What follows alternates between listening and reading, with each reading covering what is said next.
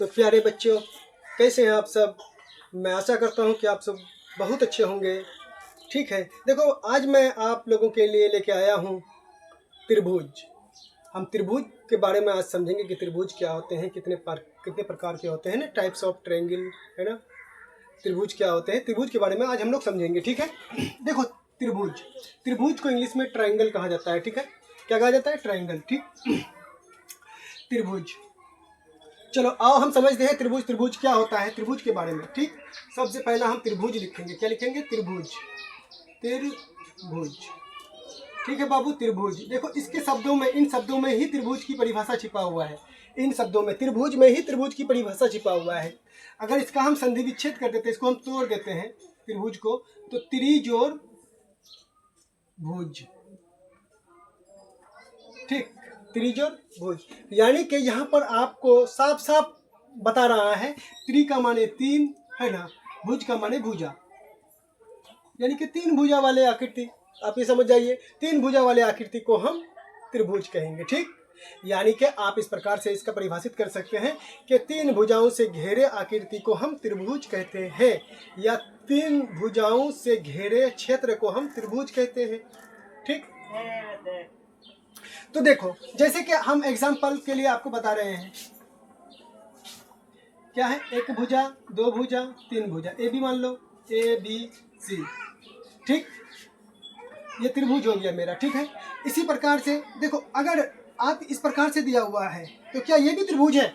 बिल्कुल नो, ये त्रिभुज नहीं है। क्यों? क्योंकि ये तीन भुजाओं से तो है, लेकिन ये बंद आकृति नहीं है, खुले आकृति है, जिस कारण से ये त्रिभुज नहीं है।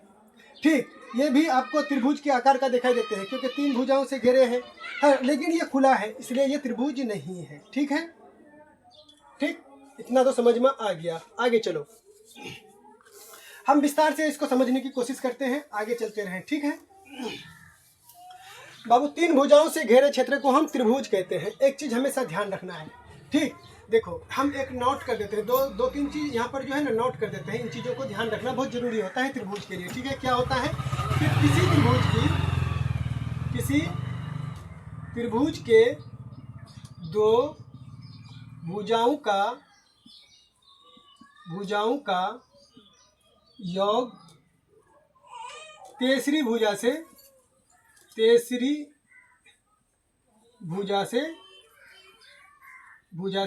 हमेशा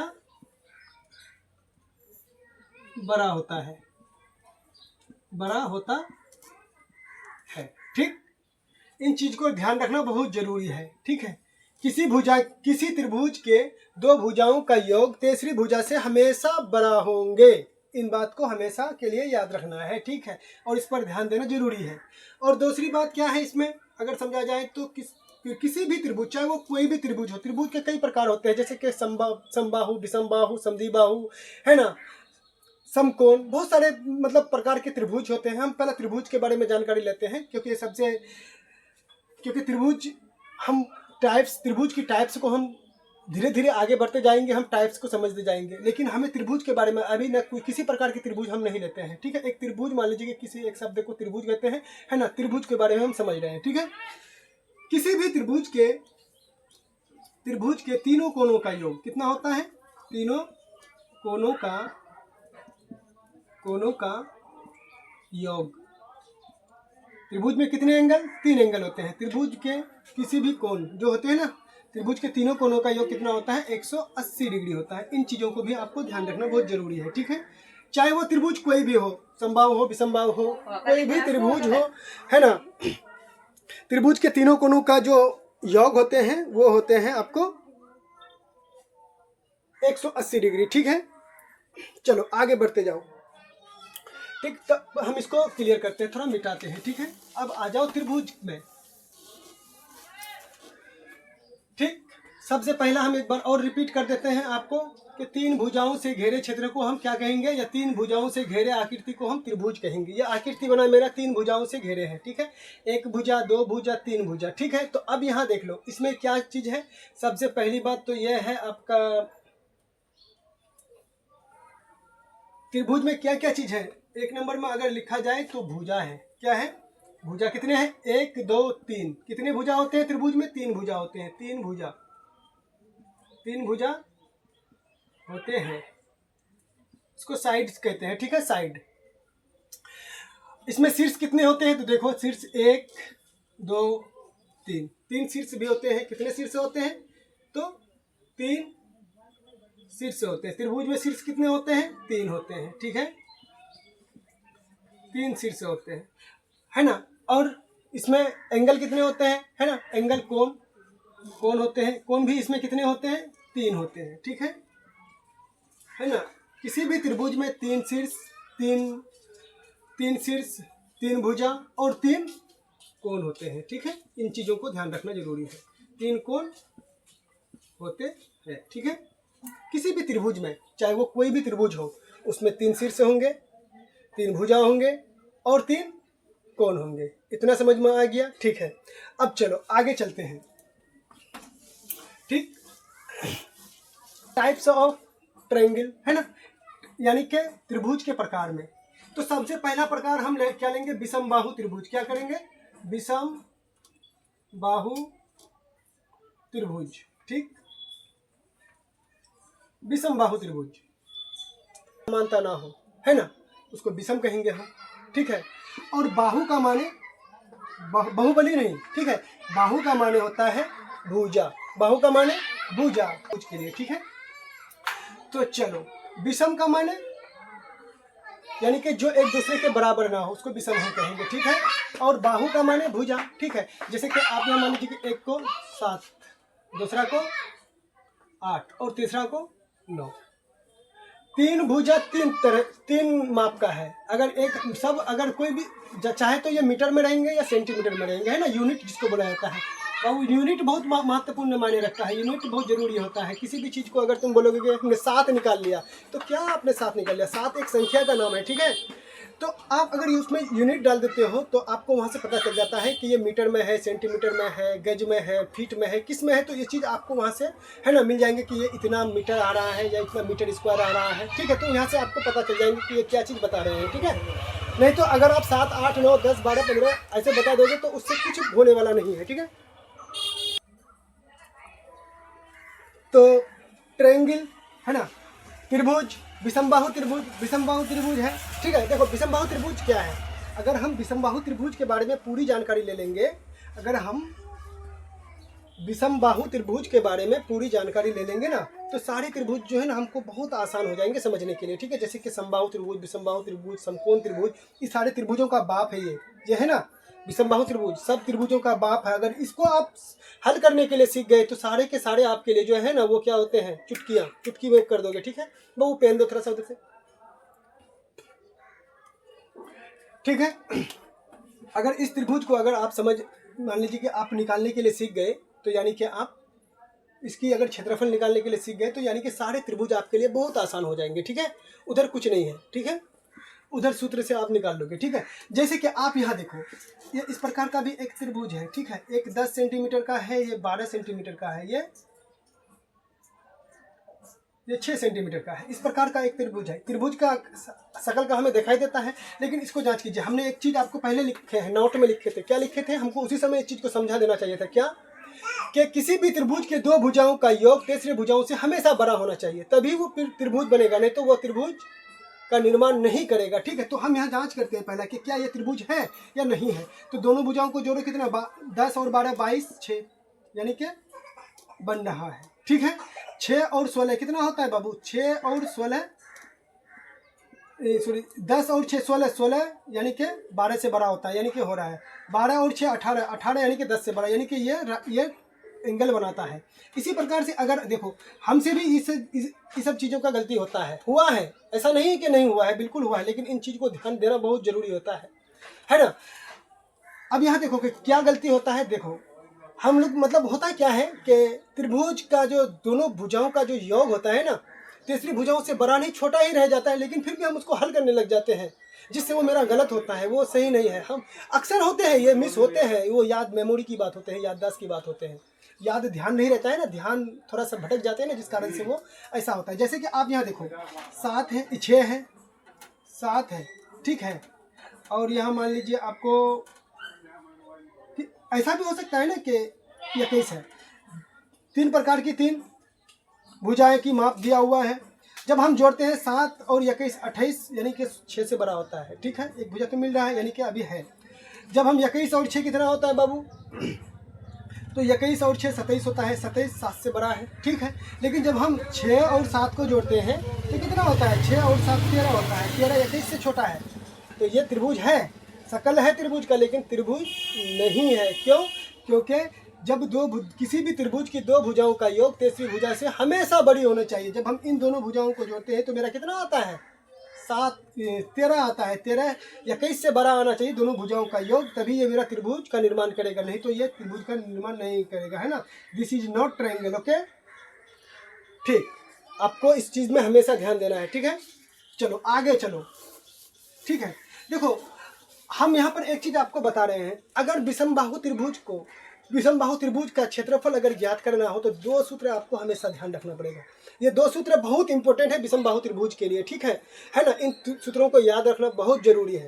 एक है क्या कि त्रिभुज का क्षेत्रफल क्या होता है, ये सिंपल सी सबको याद है, अगर नहीं है तो आप देख सकते हैं, बना याद कर लो, ठीक है। त्रिभुज का क्षेत्रफल होता है 1/2 इंटू आधार इंटू ऊंचाई, ठीक है। ऊंचाई कर दो, या सिरसिलम हम लोग बचपन में पढ़ के आए हैं, 1/2 इंटू आधार इंटू सिरसिलम, तो वो अभी मुझे ध्यान है, ये है, कोई बात नहीं। सिरसिलम यानी कि ऊंचाई को बोला जाता है, ठीक है, ऊंचाई, ठीक है।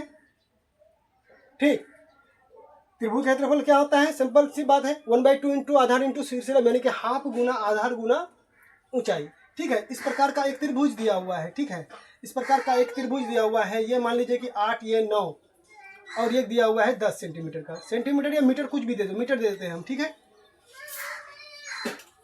तो यहाँ इस त्रिभुज का क्षेत्रफल निकालने के लिए हमें क्या होना जरूरी है, आधार होना जरूरी है और ऊंचाई होना जरूरी है, ठीक है। अब यहाँ से अब तुम ये बता सकते हो कि किसको आधार मानेंगे किसको ऊंचाई मानेंगे, ठीक है। ऐसा यहाँ हो सकता है, बिल्कुल हो सकता है। अगर जब आपको पता नहीं रहेगा तो आप कैसे निकालोगे, तो यहाँ पर आधार कौन सा होगा, तो आप यहाँ से किसी एक को आधार मान सकते हो, कोई दिक्कत नहीं है। इसको मानो या इसको मानो, क्योंकि देखो जब हम लोग हमेशा क्या मानते हैं, इस वाली पोजीशन को हमेशा आधार मानते हैं, ठीक है, मानते हैं ना। तो यहाँ कोई जरूरी नहीं है, अगर आप ट्रायंगल को ऐसे घुमाओगे तो ये नीचे आ जाएंगे, तो इसको ये भी आधार हो सकते हैं। जब ऐसे घुमाएंगे तो ये आधार हो जाएंगे, अभी ऐसे रखा हुआ है तो ये आधार है। चलो अभी हम इसी को आधार मान लेते हैं, ठीक है। तो आधार बराबर मेरा क्या हो गया, 10 मीटर, ठीक है। अब ऊंचाई में तो फंसते हैं, ऊंचाई किसको लेंगे ना, 8 को लेंगे या 9 को लेंगे, इसको तो हम आधार मान लिए। तो ऊंचाई हमको किससे लेना है, 8 को लेंगे या 9 को लेंगे, किसको लेंगे ऊंचाई, तो इनमें से दोनों को ऊंचाई नहीं लेना है, तो फिर हम कैसे लेंगे ऊंचाई। तो ऊंचाई हमें जो है ना, यहाँ पर खड़ा होना है, ठीक है। यहाँ पर किसी एक बिल्कुल लंबवत खींच देना है यहाँ से यहाँ तक, ठीक है। तो इसकी ऊंचाई हम नापेंगे कैसे, तो हम फीता से नाप सकते हैं, बिल्कुल यहाँ कुछ रख दें, सिर के ऊपर कुछ रख दें, जैसे कि यहाँ पर एक आदमी है, ठीक है, ये एक आदमी है, यहाँ कुछ रख दें, यहाँ एक उंगली में फीता उसको लगा दें, ठीक है, और यहाँ बिल्कुल स्ट्रेट नाप लें।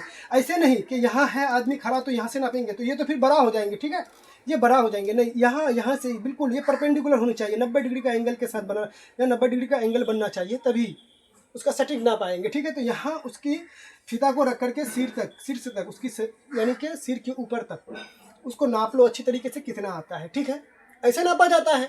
लेकिन ऐसे नहीं, देखो यहाँ पर जो आपका ऊंचाई आएंगे ना, तो ये जो ऊंचाई आएंगे तो इन भुजा और इन भुजा दोनों भुजाओं से छोटा आएंगे। तो ये एक 8 है, एक क्या है 7 है, तो ये सॉरी माफ़ कीजिएगा, एक 8 है, एक 9 है। तो जो सिलसिलम आएंगे तो मेरे हिसाब से वो 7 आना चाहिए, या फिर 7 से नीचे आना चाहिए, 7 से ऊपर होगा नहीं, है कि नहीं है। तो ये मेरा ऊंचाई हो गया कितना, मान लीजिए सपोज के लिए कि ऊंचाई हो गया मेरा कितना 7। तब हम यहाँ निकाल लेंगे 1/2 त्रिभुज का क्षेत्रफल 1/2 इंटू आधार इंटू सिरसिलम या ऊंचाई, है ना, ऊंचाई, ठीक है। या फिर इसको शॉर्ट में ऐसे लिख सकते हो 1/2 इंटू बी का माने बेस यानी कि आधार, और ऊंचाई h, है ना, हाइट को h से सूचित किया जाता है। तो वह 1/2 गुना आधार कितना आ गया 10 इंटू h कितना आ गया आपका 7 ऊंचाई, है ना, 5 दूना 10, 7 5 6 35 मीटर स्क्वायर, मीटर है ना, तो मीटर स्क्वायर कर दो, तो ऐसे मेरा निकल जाएंगे, ठीक है। जहां आपको ऊंचाई दिया हुआ रहे या त्रिभुज का क्षेत्रफल दिया हुआ रहे, कहाँ आप इसको कर सकते हो, बना सकते हो, कोई दिक्कत नहीं है। लेकिन आगे देखो, एक इसके लिए मुजर्रफ और भी है। जिस तरीके से बुखार के लिए एक पैरासीटामोल होता है ना, कि बुखार चाहे कोई हो, मलेरिया हो, टाइफाइड हो, कुछ भी हो, उसके लिए पैरासीटामोल खाइए, बुखार उतर जाएगा, है ना। उसी प्रकार से समबाहु त्रिभुज चाहे किसी प्रकार का हो, कोई दिक्कत नहीं, इस सूत्र का प्रयोग करोगे तो अपने आप आपका, और सही से अगर यूज करोगे इसको, तो अपने आप इसका आंसर निकल करके आपके सामने खड़े हो जाएंगे, है ना। तो देखो वो है इस प्रकार का, ठीक है। देखो अंडर रूट होता है S into S minus A into S minus B into S minus C, ठीक, ये होता है वो सूत्र। ये बहुत ही मुजर्रफ सूत्र है, खास करके ट्रायंगल विषम बाहु त्रिभुज के लिए, ठीक है। ये बहुत ही इंपॉर्टेंट सूत्र है, जो किसी भी प्रकार की विषम बाहु त्रिभुज अगर रहे, उसका एरिया निकालने के लिए आए, उसका क्षेत्रफल निकालने के लिए आए, तो आप इस सूत्र का प्रयोग करोगे, निकल जाएंगे। तो देखो, जैसे कि हम आपको एक एग्जांपल देते हैं, जैसे कि 7, 6 और 5 ABC, ठीक, इस प्रकार से पहले इसको जांच कर लो कि त्रिभुज बना है या नहीं बना है, ठीक है। हम जो आपको बताएं कि त्रिभुज के दो भुजाओं का योग तीसरी भुजाओं से हमेशा बराबर, तो 7, 5, 12 6 से बड़ा होता है, ठीक है। 6, 7,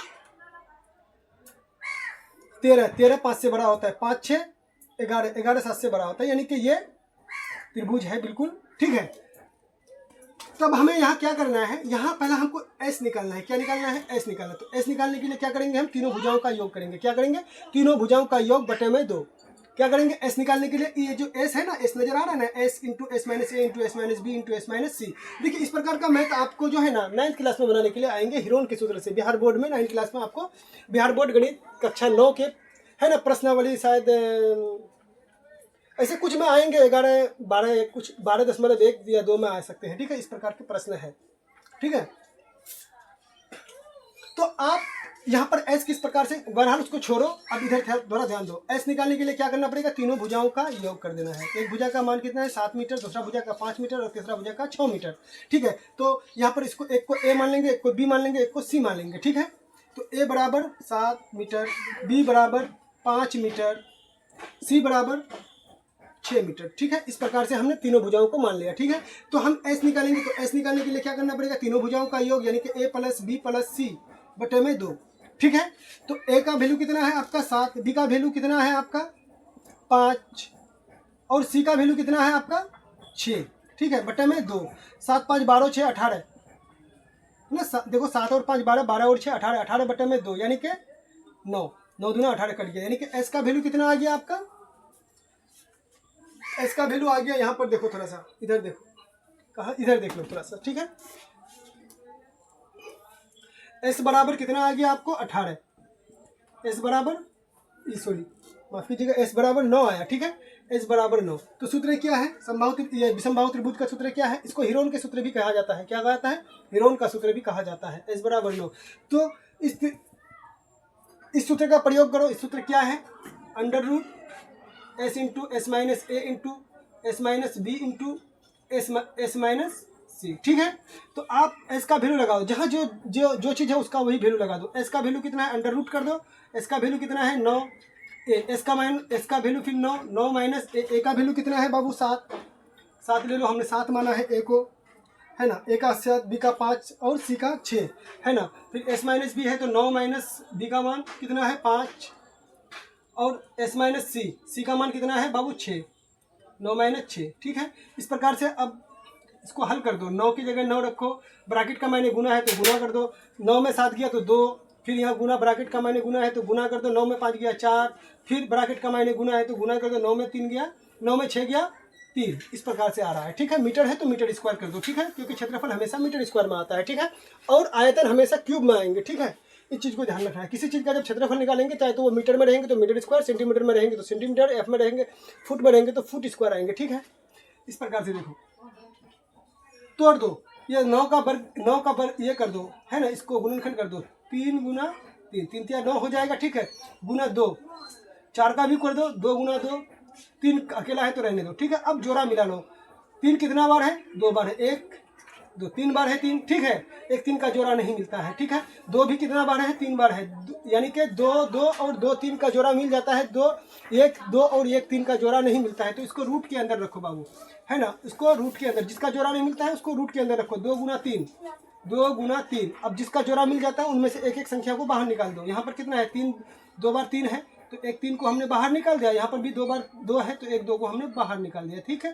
तो यह हो जाएंगे 6, 3 दूना 6, 6 रूट 3 दूना 6, ठीक है। ये मीटर में है तो मीटर स्क्वायर। इस प्रकार से इस प्रश्न का मेरा जो है ना, इस प्रकार से हमारा इस विषमबाहु त्रिभुज का क्षेत्रफल निकल गया, ठीक है ना। अगर समझ में आ गया है तो कृपया हमें फॉलो करना बिल्कुल भी ना भूलें। और बाकी जो टाइप्स ऑफ ट्रायंगल है हम दूसरे वीडियो में आपको बता देंगे, ठीक है। सारे त्रिभुज को हम बता देंगे आपको।